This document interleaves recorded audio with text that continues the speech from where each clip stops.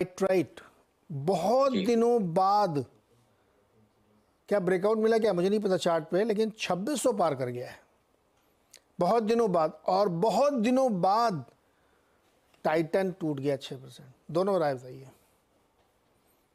देखिए टाइटन तो सबसे पहले टाइटन आ गया सामने, तो टाइटन में तो थॉट यही है कि भाई जो पहले भी बोल रहा था कि भाई अब यहाँ थोड़े प्रेशर्स रहेंगे और ऊपर में भी स्टॉक में प्रेशर्स रहे। अच्छा डिस्ट्रीब्यूशन हुआ है यहाँ 3700-3800 के आसपास अच्छे डिस्ट्रीब्यूशन हुए। तो अब तो आप नया ब्रेकडाउन ये आज जैसा दिख रहा है, शाम तक वॉल्यूम्स क्या करता है वो देखेंगे, बट फिलहाल तो वॉल्यूम्स ब्रिस्क हैं, अच्छे हैं वॉल्यूम्स। और जितना मुझे अभी दिख रहा है लास्ट 4-5 सत्रों का जितना वॉल्यूम था उतना सुबेरे ऑलरेडी अभी अभी 10 बजा है और ये 10:30 बजा है और ये ट्रेड उससे ज्यादा वॉल्यूम हो गया है। तो ये वॉल्यूम लेग ब्रेकडाउन है। 200 दिन का लॉन्ग टर्म एवरेज जो अभी तक लास्ट 15 दिन तक सपोर्ट दे रहा था वो वायलेट हो चुका है। तो अब यहाँ से जैसे मैंने बोला long to medium term risk reward सब जगह नेगेटिव है, तो पॉसिबली अब जैसे थे लंबे अवधि के एवरेजेस और सपोर्ट टूटते रहेंगे तो थोड़ी थोड़ी बिकवाली अब यहाँ पे ऑटोमेटेड आती रहेगी, क्योंकि जब 200 दिन का एवरेज टूटता है तो ऑटोमेटिकली कुछ फंड्स अपने आप लॉन्ग टर्म ट्रेंड नीचे हो जाता है और धीमे धीमे फिर आपको सेलिंग दिखती रहेगी यहाँ पे।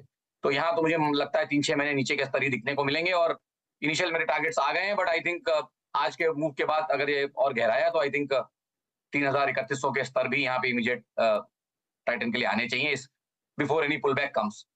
और जहां तक रही दीपक नाइट्राइट की बात, यहाँ तो मुझे अभी भी लग रहा है कि हम पुल बैक जोन में ही है। कारण वही है कि यूक्रेन वॉर का जो हाई था वो न्यूज ब्रेक होने से पहले के जो हाई थे 2021 के सितंबर के या जनवरी में 22 में जिन्होंने हाइज बनाए, उसका ये पुल बैक ही कर रहा है। अभी तक उन लेवल्स के आसपास कहीं नहीं पहुंच पा रहा, 3000 के आसपास के वो लेवल्स थे। तो आई थिंक ये पुल बैक ही है, ठीक है। आई थिंक यहाँ पे भी न्यूज या नंबर्स कुछ होंगे, ऐसा मैं मान के चल रहा हूँ, मुझे आइडिया नहीं है, बट बहुत ज्यादा 2600-2630 के ऊपर टिक पाएगा मुझे आज का सेटअप देख के लग तो नहीं रहा है फिलहाल। ओके, तो ये है कहानी दीपक नाइट्राइट और टाइटन की। चलिए एक और सवाल लेते हैं फटाफट। सोनू कुमार छपरा बिहार से। सोनू जी नमस्कार। नमस्कार सर। बताओ सर। सर इंजीनियर इंडिया का 200 शेयर 238 का भाएंगे, लॉन्ग टर्म व्यू चाहिए। 238 का बाइंग और लॉन्ग टर्म का व्यू चाहिए। बताइए भाई सरवेंद्र जी, इंजीनियर्स इंडिया लॉन्ग टर्म के लिए।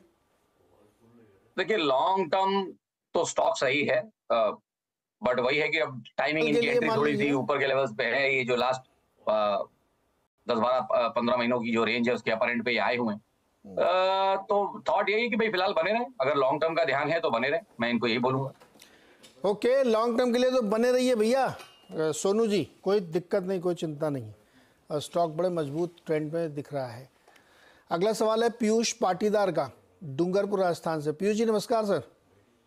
नमस्ते सर, पीयूष पाटीदार बोल रहा हूँ सर। Good morning sir. जी बताइए सर। सर मेरे पास अडानी विल्मर शेयर पड़े सर।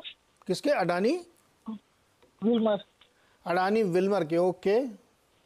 हाँ सर, 248 पर है सर शेयर। 248 सर शेयर पड़े मेरे पास। 248 पे कि 348 पे? नहीं, 248 शेयर पड़े और 358 प्राइस है सर उसकी। ओके, तो सर इसमें होल्ड करूँ या सर बाय करूँ? सरवेंद्र जी अडानी विल्मर में होल्ड करें क्या आप पाटीदार जी? देखिए पूरे ग्रुप पे थोड़ा सोचना चाह रहा हूँ और इन द सेंस कि वैसे भी अवॉइड ही करता हूँ जहाँ पे बहुत ज्यादा न्यूज डेवलपमेंट्स रहते हैं, बट अब ये शेयर तो चला ही नहीं था। मतलब ये शेयर जब बाकी सारे शेयर रिकवर किए तो ये बिल्कुल रिकवर नहीं किया इनिशियल पहले न्यूज के ब्रेकआउट के न्यूज के बाद। तो आई थिंक अब वर्स्ट केस इसका जो रेंज बना हुआ है लास्ट 12-15 महीने का वो 300 से 400 के बीच का रेंज है, फिलहाल तकरीबन बीचों बीच चल रहा है। तो कोई बहुत विशेष रिस्क रिवॉर्ड नहीं है, बट अब इनका ताजा ट्रेड है और लकीली नीचे के भाव से ट्रेड है, तो चाहे तो बने रहे। मेरे पास कोई बहुत स्ट्रॉन्ग व्यू नहीं है। ओके, बहुत स्ट्रॉन्ग व्यू नहीं, लेकिन आपका चूंकि लेवल नीचे पे है तो आप इसमें बने रह सकते हैं, क्योंकि ये बहुत ज़्यादा ना चला है ना बहुत ज़्यादा अभी फिलहाल बहुत ज़्यादा गिरा। एक और क्वेश्चन क्विकली, सोमेश